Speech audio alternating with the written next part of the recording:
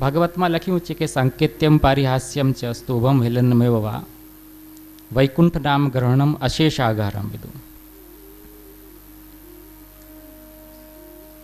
ભગવાનનું નામ આપણે સંકેતમાં લ્યો. સંકેતમાં એટલે કે આપણે આપણા ઘરવાળાઓનું નામ જે ભગવાનના ઉપર રાખેલું હોય, મૂલતઃ આપણા પુત્રનું નામ હોય. એટલે મૂળ એ પ્રભુનું નામ નથી. આપણે જેમ અજામિલના પ્રસંગમાં નારાયણ નામ એણે પોતાના પુત્રનું રાખ્યું, તો હવે જ્યારે એણે નારાયણ નામનો ઉચ્ચાર કર્યો ત્યારે વિષ્ણુદૂતો આવી ગયા એના અંતિમ સમય. આપણે બધે કથા ખબર છે એટલે નથી કહેતો. તો એ નામ જે હતો એ ડાયરેક્ટ પ્રભુનો નહોતો નામ, એના પુત્રનું નામ. તો આ નામને સંકેતિત નામ કહેવાય, સાંકેત્યમ. પારિહાસ્યમ વા, અગર કોઈ પરિહાસ મજાકમાં પણ ભગવાનનું નામ લઈએ તો પણ. સ્તોભમ, કોઈ ઠગી કરવા માટે નામ લઈએ તો પણ. હેલનમેવ વા, કોઈ અવમાનનાની વાતોમાં પણ પ્રભુનું નામ નીકળી જાય તો એ જે વૈકુંઠ એટલે કે પ્રભુ, વૈકુંઠ નામ ગ્રહણમ અશેષાગારમ વિદું, અશેષ પાપોનો એ નાશ કરે છે. એટલે કે જેટલા પણ પાપો છે તમારા એને એ દૂર કરે છે. આવા એક વાક્યો નહીં પણ અનેક સહવાક્યો, અને શાસ્ત્ર ભાગવતમાં જ નહીં પણ બીજા બધા જેટલા પણ પુરાણો, મહાભારત વગેરે ગ્રંથોમાં પુષ્કળ રૂપથી ઉપલબ્ધ છે કે ભગવાન નામ લ્યો અને બધા પાપો તમારા પૂરા થઈ જાય. પરંતુ આ કીર્તન ભક્તિ, આપણે નામોચ્ચારણ પણ કીર્તન ભક્તિ છે, તો પ્રભુનો નામનો ઉચ્ચારણ એ કીર્તન ભક્તિ છે. તો એ કહેવાથી, પ્રભુનું નામ ગ્રહણ કરવાથી યદિ બધા પાપો દૂર થતા હોય તો આજે આપણને દુઃખ સુખમાં પડવું કેમ પડે છે? દુઃખ જે થાય છે એ કોઈને કોઈ પૂર્વજન્મના કે આ જન્મના પાપથી થાય છે. તો દુઃખ કેમ થાય છે યદિ આ વાક્ય સાચો હોય તો? અને ગજેન્દ્રએ જે નામોચ્ચારણ કર્યું અથવા તો દ્રૌપદીએ જે નામોચ્ચારણ કર્યું એ નામક ગ્રહણ કરવાથી પ્રભુ તરત પધારી ગયા. અને આપણે હજારો વાર રોજ ઉચ્ચારણ કરીએ છીએ તો પણ પ્રભુ મનમાં પણ નથી પધારતા. સાક્ષાતની વાત અલગ છે. તો નામોચ્ચારણમાં પણ ક્યાંક અંતર આવી જાય છે. અને અંતર આવે છે તો પછી અહીંયા અશેષાગરમ કેમ કીધું? બધા પાપોને દૂર કરે છે એ કેમ કીધું? બધા પાપો દૂર થાય તો પછી વ્યક્તિ પ્રભુ પાસે જ પહોંચી જાય. એને પછી આ સંસારમાં કંઈ કરવાનું બાકી નથી. એના કર્મનો ક્ષય થઈ જાય તો એને પછી પ્રભુ પાસે જ જવાનું બાકી રહી જાય છે. બીજી વાત એ છે કે તમે એમ કહો કે નહીં, આના અંદર અશેષાગરમ તો ખાલી એમને લોકોને નામોચ્ચારણ માટે પ્રેરિત કરવા માટે, મોટિવેટ કરવા માટે કહેવામાં આવ્યું છે. બધા લોકો નામ ગ્રહણ કરે એટલા માટે, ભાઈ તમે નામ ગ્રહણ કરશો બધા પાપ દૂર થઈ જાય. પરંતુ મહાપ્રભુજી એમ કહે છે કે ના, શાસ્ત્ર ખોટો ન બોલે. આ તો એક ખોટી વાક્ય થઈ ગઈ ભાઈ.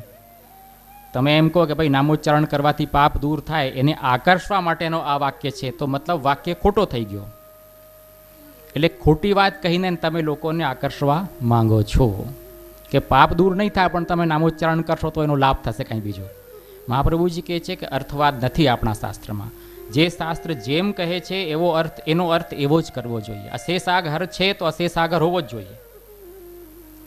પછી તમે એને લાક્ષણિક અર્થમાં ગ્રહણ કરો કે આમ નહીં તેમ ને આમ નહીં તેમ, જેમ સંવિધાનની ધારાઓ કાનૂનમાં એડવોકેટ એના અંદર એના વિશ્લેષણ કરતા હોય અને બાલની ખાલ ખોજીને એને અપરાધીને પણ બચાવી લેતા હોય છે.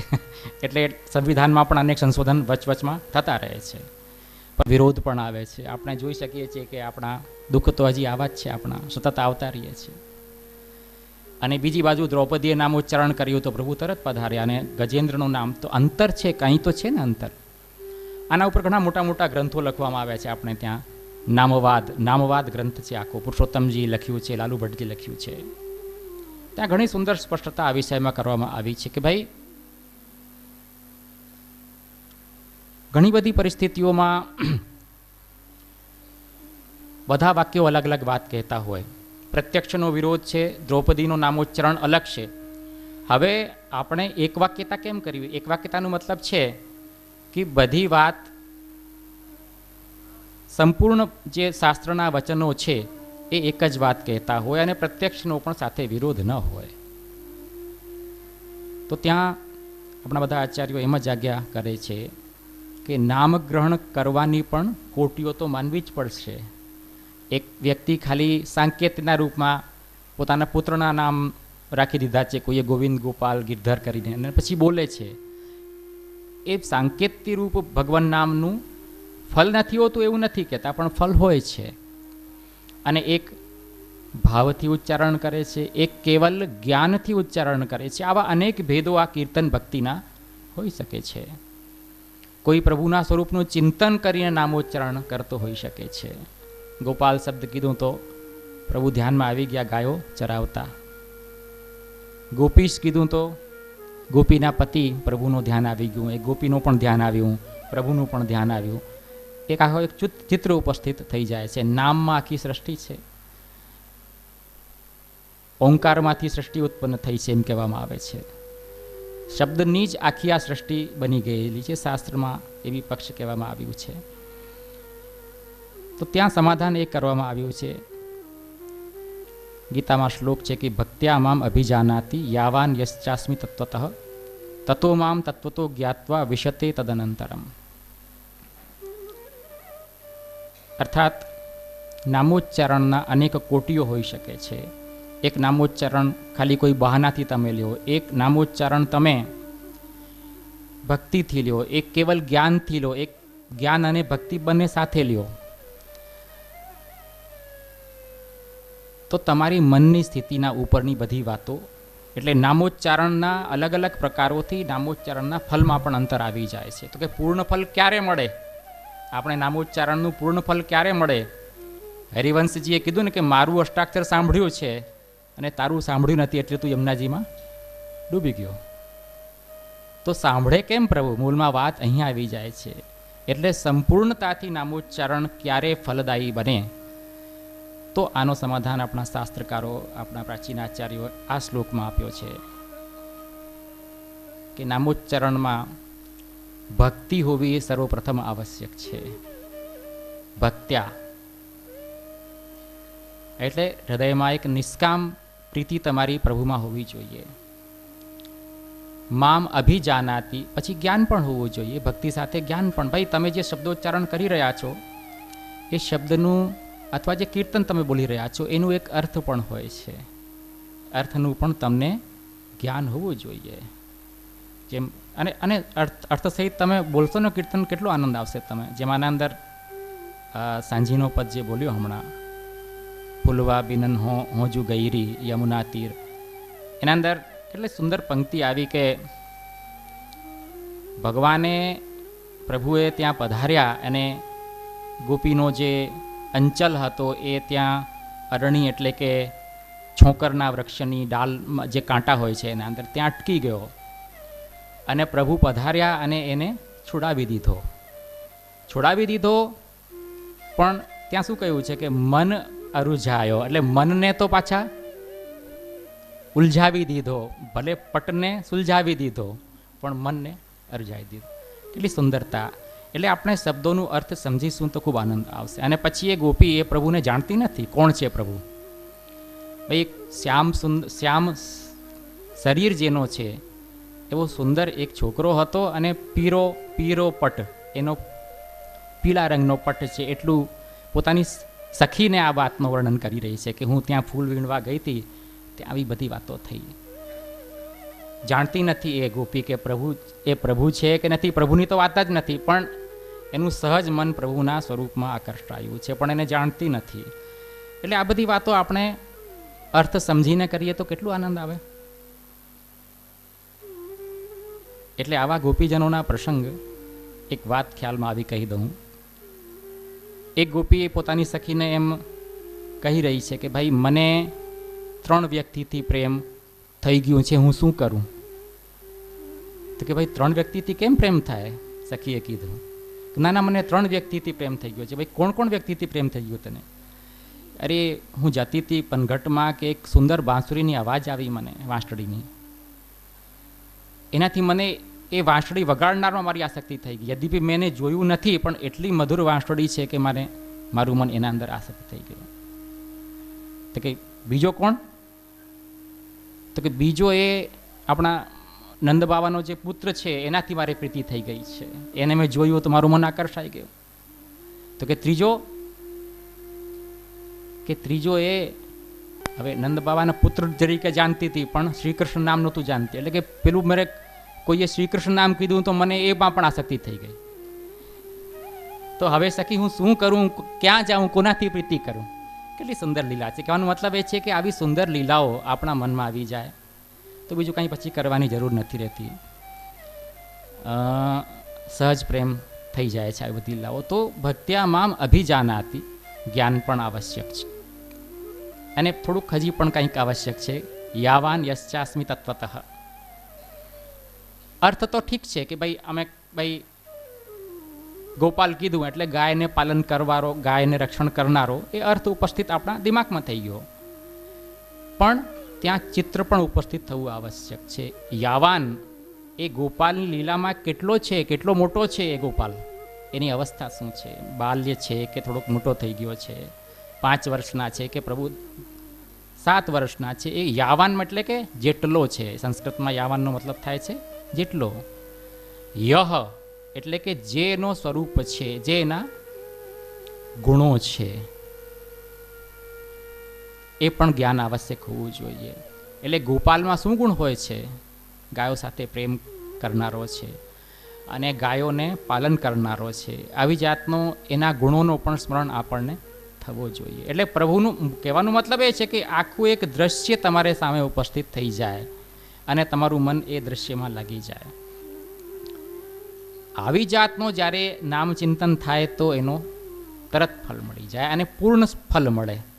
એટલે કીર્તન ભક્તિ માટે એના માટે કહી રહ્યો છું કે આ કીર્તનમાં પણ આ પરિસ્થિતિ સુધી આપણે પહોંચવાનો પ્રયાસ કરીએ. હજી શરૂઆત છે, ખૂબ ઉત્તમ શરૂઆત છે, પરંતુ આપણે આ નામની પૂર્ણાવસ્થામાં, કીર્તન ભક્તિની જે પૂર્ણાવસ્થા છે ત્યાં સુધી આપણે પહોંચવાનો પ્રયાસ કરીએ તો સહજતાથી પ્રભુ આપણી આ ભક્તિને અંગીકાર કરશે. અને દ્રૌપદીનું જેમ નામોચ્ચારણ છે એમ આપણું પણ નામોચ્ચારણ એટલી તાકાતવાળું, પાવરવાળું બની શકશે. આ એક વાત. બીજી વાત, મહાપ્રભુજીનો માર્ગની વિષયમાં થોડુંક મને તમારે કહેવું છે. આપણો જે માર્ગ છે ને,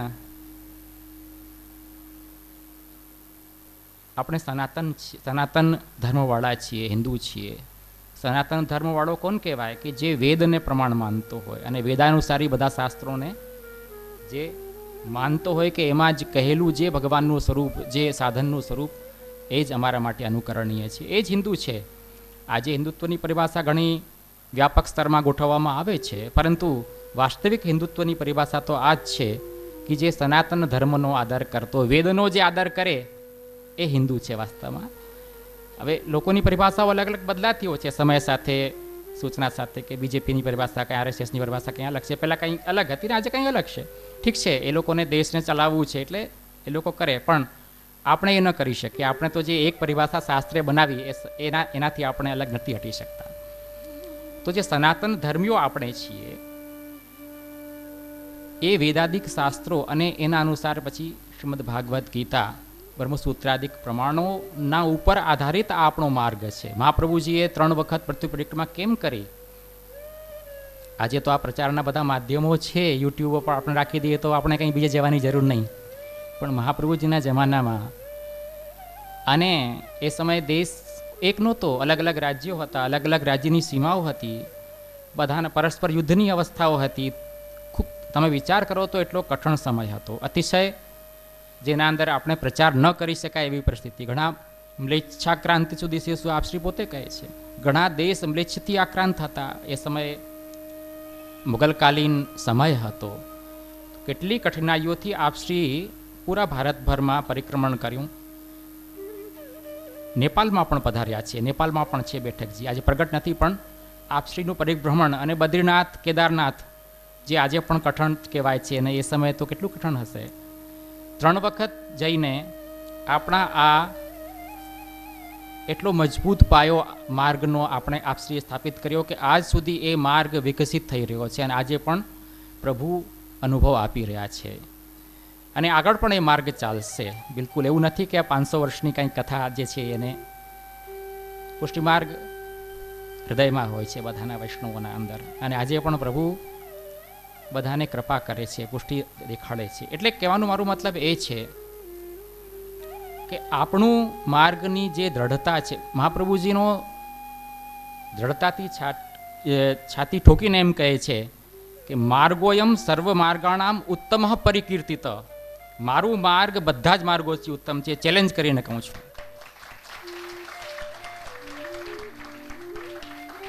એ સમયનું ચેલેન્જ શાસ્ત્રાર્થના રૂપમાં હોતું. શાસ્ત્રાર્થના રૂપમાં હોતું. કોઈ સામેવાળો ચેલેન્જ કરે કે તમે સાબિત કરો. આજે તો ટીવીમાં તમે બોલો તો કોઈ સાબિત કરવાની તમને કાંઈ જરૂર નથી, જે તમે કહો સાચું. એ સમયે શાસ્ત્રાર્થની પદ્ધતિ પ્રભુ મહાપ્રભુ રાજ્યોમાં ગયા છે અલગ અલગ, અને ત્યાં ચેલેન્જ કર્યું છે કે મારો માર્ગ સૌથી ઉત્તમ છે. લોકો કહે તમે સાબિત કરો, વિદ્વાનો કહે, સંપ્રદાયનો આચાર્યો કહે, બધી જગ્યાએ આપ શ્રી વિજયશ્રી મેળવીને આ માર્ગનું સ્થાપન કર્યું છે. માર્ગોયમ સર્વ માર્ગાણામ ઉત્તમ પરિકીર્તિત યસ્મિન પાત ભયમ નાસ્તિ. આમાં પતનનો ભય નથી. તમે પડો નહીં, મારી ગારંટી છે. એમ આપ શ્રી ગારંટી લેવા તૈયાર છે આપણને. એક વાત ધ્યાન રાખજો, અત્રાપી વેદ નિંદાયામ અધર્મ કરણા તથા નરકે ન ભવેત પાત કિંતુ હિનેસુ જાયતે. કેમ કે આપણે વૈદિક છીએ ને, સનાતનીઓ છીએ, એટલે અધર્મ નહીં કરતા, કેમ કે એ વેદથી વિરુદ્ધ થશે. પાપાચરણ નહીં કરતા અને વેદની નિંદા નહીં કરતા. આ બે પાપોથી બચશો, અને એ બી કરી દેશો કદાચ કોઈ વાત, તો તમે નરકમાં તો નહીં પડશો. નહીં તો આ વેદ નિંદાનું જે ફલ છે, પરિણામ છે, અને અધર્મ કરવાનો જે છે એ ફલ એ છે કે નરકમાં પડવું જ પડે. પણ મહાપ્રભુ એટલી ગારંટી આપે છે કે નરકમાં નહીં પડવા દઉં તમને. કદાચ હીન યોનિમાં તમારી ઉત્પત્તિ થાય, નારદજી જેમ શુદ્ર યોનિમાં થયા, એટલે છોડીશ નહીં અને તમને પડવા દઈશ નહીં. આ આપણો માર્ગ છે, એટલી ગારંટી વાળો માર્ગ છે. અને એ ગારંટી એ સમયે એટલા બધા રાજ્યોમાં આપણે આપશ્રીએ સાબિત પણ કરીને બતાવી છે. ઓરછામાં છે, અને કનકાભિષેક, આપણે વિદ્યાનગર જે આજે હમ્પી કહેવાય છે, બધી જગ્યાએ આપશ્રી ત્યાં ફર્યા છે અને સાબિત કરીને બતાવ્યો છે. આટલો ઉત્તમ માર્ગ આપણો છે. અને આજે પણ હું ચેલેન્જ સાથે કહું છું કે આપણા માર્ગને કોઈ ચુનૌતી નહીં આપી શકે. આપીને જુએ. આજે ઘણા બધા માર્ગો નવા નવા પ્રગટ્યા છે, નવા નવા લોકો આકર્ષણમાં જાય છે, એના અંદર લોકો ખેંચાય છે. મારું એ લોકોને કહેવાનું એમ છે કે પહેલાં તમે તમારા માર્ગને જાણો. હું નથી કહેતો કે બીજા માર્ગો ખરાબ છે, ઠીક છે, એ પણ સારા હશે, પણ પહેલાં તમે પોતાના માર્ગને સમજો, કંઈ જાણો, અને પછી તમને જવું તો જાઓ. મારી ગારંટી છે કે તમે આ માર્ગના સિદ્ધાંતોનું અધ્યયન કરશો, આપણા સાહિત્યનું અધ્યયન કરશો, તો તમને જવાનું મન જ નહીં થાય. તમને લાગશે કે માર્ગોયમ સર્વ માર્ગાણામ ઉત્તમ પરિકીર્તિત. એની ગારંટી હું આપું છું તમને. આજે સંપ્રદાયોનો પ્રચાર સામાજિક કાર્યોના આધારે થતો હોય છે. સામાન્યતઃ આપણે જેટલા પણ આજે નવા નવા માર્ગો જોઈએ છીએ, પ્રચારનો લોકો આગળ વધવા માંગે છે. લોકોને એમ લાગે છે કે આપણે વિશ્વમાં સૌથી વધારે ફેલાઈ જઈએ સંપ્રદાય. અને જે સંપ્રદાયો આજે સામાજિક કાર્યોમાં આગળ છે, લોકો એને પ્રાથમિકતા આપતા હોય છે કે જો આ કેટલું સારું કામ કરી રહ્યા છે. પરંતુ એક વાત આપણને સમજવી પડશે કે કોઈ પણ સંપ્રદાય કે કોઈ પણ ધર્મ સામાજિક કાર્ય સારું કરે છે એનાથી એની ઉત્તમતા ગણવામાં આવતી નથી, પરંતુ વેદાદિક શાસ્ત્રથી પ્રમાણિત અગર હોય તો જ એની ઉત્તમતા ગણવામાં આવશે, અન્યથા નહીં. હવે તમે સામાજિક કાર્યોના લોભમાં ત્યાં જાઓ કે અમે બીજા બધા સંપ્રદાયમાં ત્યાં કેટલી સુવિધા આપે છે લોકોને, ત્યાં કેટલું સુંદર પાછું રહેવાનું આપે છે, કેટલા બધા પરોપકારના કાર્યો કરે છે. આ ગારંટી નથી તમારા ઉદ્ધાર થવાની. તમને લૌકિક તાત્કાલિક લાભો મળી જશે, નિશ્ચિત વાત છે, એ તો મળશે જ. પણ તમે જેમ મિશનરીઓ આદિવાસીઓને આકર્ષિત કરે છે, ક્રિશ્ચિયન મિશનરીઓ એ પ્રલોભનથી આકર્ષિત કરે છે કે તમે આદિવાસી છો, તમને આ સુવિધા આપીશું. મુસ્લિમો ભલે મારીને કરતા હશે, પણ ક્રિશ્ચિયનો એને પ્રલોભન આપીને કરે છે. બધાની અલગ અલગ રીતિ નીતિ છે. પરંતુ આજે આપણા માર્ગમાં પણ આવી ક્રિશ્ચિયન મિશનરીની મનોવૃત્તિ ઉત્પન્ન થઈ છે. કે સામાજિક કાર્યો કરીને તમે અમારી સાથે આવો, અમે તમને લૌકિક લાભ આપીશું, પરંતુ એ લૌકિક લાભ જ મળશે તમને, તમારો ઉદ્ધાર નહીં થઈ શકે. જે શાસ્ત્ર કહે છે કે તમારું મનુષ્ય જન્મ તમને કેવલ તમારા ઉદ્ધાર માટે આપવામાં આવ્યું છે, લૌકિક ભોગ કરવા માટે આવ્યું નથી. એટલે મારું કહેવાનું એ લોકોનું આશય છે કે તમે પહેલાં માર્ગને સમજો, અને માર્ગમાં જે ડિફિકલ્ટી તમને કંઈ લાગે તો અમને પૂછો. અહીંયા બધા ઘણા બધા બાળકો છે, એમને પૂછો, અને અમે આની ઉત્તમતા સાબિત કરીને બતાવીશું. અમારો 500 વર્ષ 600 વર્ષનો અને લાખો ભગવદીઓ પ્રભુ પાસે પહોંચાડી ચૂકવાનો માર્ગ છે. આજે તમારા જે નવા માર્ગો છે એના અંદર તમારી શું ગારંટી, અને તમે કેટલા લોકોને પ્રભુ પાસે પહોંચાડી ચૂક્યા છો બતાવો. એટલે આપણો માર્ગ સર્વોત્તમ માર્ગ છે. મહાપ્રભુજી છાતી ઠોકીને એ વાત કહે છે, અને અમે પણ કહીએ છીએ. એટલે મારું કહેવાનું મૂળ આશા અહીંયા જ છે, જેને જવું હોય એને જવાવાળાને આપણે રોકી શકતા નથી, પણ એ જવાવાળાને મારું એક જ આગ્રહ છે કે તમે પહેલાં સમજો, પછી તમને જવો જાઓ, ખૂબ આનંદથી જાઓ. જવાવાળાને કોઈ રોકવાવાળો નથી. જે પુષ્ટિજીવ છે એ જ અહીંયા રોકાશે, અન્યથા મર્યાદા હશે તો અહીંયાથી નીકળી જશે. પરંતુ પહેલાં એક વખત જુઓ આ માર્ગની જે ઇતિહાસ, ગૌરવશાળી ઇતિહાસ છે, અને આજ સુધી જે આચાર્યોનો જે એટલો મોટો આપણું જે સાહિત્ય છે, કોઈ સંપ્રદાયમાં ન મળે એટલો બધો સાહિત્ય છે. ચાહે બ્રજભાષા લ્યો, આપણે અષ્ટછાપ, સૂરસાગર લઈ લ્યો, પરમાન સાગર લઈ લ્યો. તમને કહું, હિન્દી સાહિત્યનો પ્રથમ ગ્રંથ વાર્તાજી છે, તમને ખ્યાલ છે કોઈને? આપણો ગૌરવશાળી ઇતિહાસ છે. પ્રથમ પદ્ય ગ્રંથ હિન્દી સાહિત્યનો, જે આપણી રાષ્ટ્રભાષા કહેવાય છે, એનો પ્રથમ પદ્ય ગ્રંથ કયો? સોરી, ગદ્ય ગ્રંથ 84,252 વૈષ્ણવની વાર્તા હિન્દી સાહિત્યનો ઇતિહાસ છે. આજે આપણને એ વાત ખ્યાલ બધાને ખબર ન હોય, પણ તમે હિન્દી સાહિત્યના ઇતિહાસ વાંચો, જે રામચંદ્ર શુક્લ વગેરે મોટા મોટા ઇતિહાસકારો લખ્યો છે, તમને ખ્યાલ આવશે કે આપણું કેટલું ગૌરવશાળી પરંપરા છે આપણને. એ ગૌરવશાળી પરંપરાને આજે પણ તમારા બધા જેવા વૈષ્ણવો અને ઘણા આચાર્યો પણ એનું પોષણ અને પાલન કરી રહ્યા છીએ. એટલે એ સમજો, અને પછી જ્યાં જવું આનંદથી જાઓ, કાંઈ વાંધો નથી. એટલે આ વાત આપણે હંમેશા ખ્યાલમાં રાખવી પડશે. સાધનમાં શંકા નહીં કરી શકાય આપણે, કેમ કે આપણે શંકા રાખીને માર્ગમાં ચાલીએ તો ફલ નહીં મળી શકે આપણને. આપણે સમજવું જ પડશે કે આપણે માર્ગનું સાધન એ પ્રભુને પહોંચાડશે જ, કેમ કે ગારંટી મહાપ્રભુ આપે છે. ઇતિ શ્રી કૃષ્ણદાસસ્ય વલ્લભસ્ય હિતમ વચ વદતિ વલ્લભ શ્રીહરે. હું શ્રીહરિનો વલ્લભ છું, એટલે શ્રીહરિ સંબંધિત વલ્લભ છું. અહમ નિરુદ્ધો રોધેન નિરોધ પદવીમ ગતા નિરુદ્ધાનામ તુ રોધાય નિરોધમ વર્ણ્યામિ તે. હું એ નિરોધની અવસ્થાએ પહોંચેલો છું, એટલે હું તમને કહું છું. એટલે પોતે હું અનુભવ કરીને તમને કહું છું, ખાલી વાકજાલમાં તમને ફસાવા માંગતો નથી. આ આપણા વલ્લભનો ગૌરવ છે, એ ગૌરવશાળી ઇતિહાસ છે. આજ સુધી એ ચાલે છે અને આગળ બી ચાલશે. એટલે મારું આગ્રહ કેવલ એ છે કે સમજો, પછી તમને જવું હોય તો જાઓ. બસ આટલું કહી શકું, પછી તો વધારે હવે સમય પણ નથી.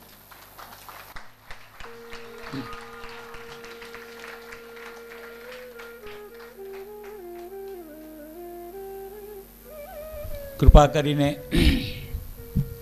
વલ્લભકુળ અહીંયા પધારેલ છે. હા, પુષ્ટિમાર્ગી પાઠશાળા ગોકુળમાં ઘણા બધા કાર્યો કરી રહી છે. એ પણ ખૂબ જ સ્તુત્ય પ્રયાસ છે, એનો પણ અભિનંદન કરો. બીજી એક વાત, હું બ્રજમાં રહું છું, અને યમુના યાત્રાના બહાને બધા સંતોને પણ મળ્યો છું, પોલિટિક્સ વાળાઓને પણ મળ્યો છું. જંતર મંતર ઉપર જઈને ભાષણ પણ આપી આવ્યો છું મોદીજીના ખિલાફ. તો એટલે મને કોઈનો કાંઈ ભય નથી, પરંતુ મને એવું લાગે છે કે માર્ગનું જે પ્રચાર આપણા મહાપ્રભુજીનું જે નામ બ્રજમાં હોવું જોઈએ નથી. બીજા બધા આચાર્યોનું જે ગૌરવ ત્યાં છે, આપણે વૃંદાવનમાં જઈએ તો મહાપ્રભુ વલ્લભાચાર્ય, એટલે મને લાગે છે આપણા બધા મળીને એવા કંઈ કાર્યો કરીએ, જેમ શરૂઆત ગેટથી કરીએ. મહાપ્રભુ શ્રી વલ્લભાચાર્ય દ્વાર, જગતગુરુ આપણે શ્રીજી બાબા દ્વાર તો જગ્યા તમને બ્રજમાં જતા હતો તો મળતા હશે, મળે છે ને? પણ આપણા આચાર્યનું નામ પણ ત્યાં હોવું જોઈએ કે નહીં? તમે બધા ચિંતન કરો. એક સલાહ છે મારી, સૂચન છે કે વ્રજ એટલે કે એક મુખ્ય સ્થાન આપણું એ હૃદય છે. અસલમાં જે વ્રજ છે ને, ભક્તિ શ્રી ગોકુલ તે પ્રગટ ભઈ, પહેલે કરી શ્રી વલ્લભ નંદન ફિર ઓર અનુશીખી, તો આપણું મૂળ સ્થાન છે. ગુજરાતમાં તો ખૂબ જ પ્રચાર છે અને ખૂબ જ તમે અહીંયા લાખોની સંખ્યામાં છો, પણ એ આપણું મૂળ સ્થાન છે. ત્યાં વલ્લભનું નામ થાય એવું મારું એક મંતવ્ય છે. હું ઘણા બધા બાળકોને મુલાકાત પણ કરી ચૂક્યો છું અને ઘણા બધા બાળકો પણ આ વિષયમાં સહમત છે. એટલે આપણે અને તમને પણ આ સૂચન છે કે આપણે બધા પણ ચિંતન કરીએ આ વિષયમાં. જેમ એક ગેટ બનાવી દેવાનું, જેમ આ લોકો બનાવે છે ને, શ્રીજી બાબા દ્વાર છે કે બીજા બધા આચાર્યો દ્વાર બનાવે છે, એક એવી રીતના વ્રજમાં ઘણા બધા કામો છે વ્રજની સેવા માટે. વ્રજના ઘણા કુંડોના બી કામ અધૂરા પડ્યા છે, લુપ્ત થાય છે. એટલે સાથે સાથે વ્રજનો પણ વિકાસ કરીએ અને આપણા આચાર્યનું નામ પણ કરીએ. આના અંદર તમે ચિંતન કરજો.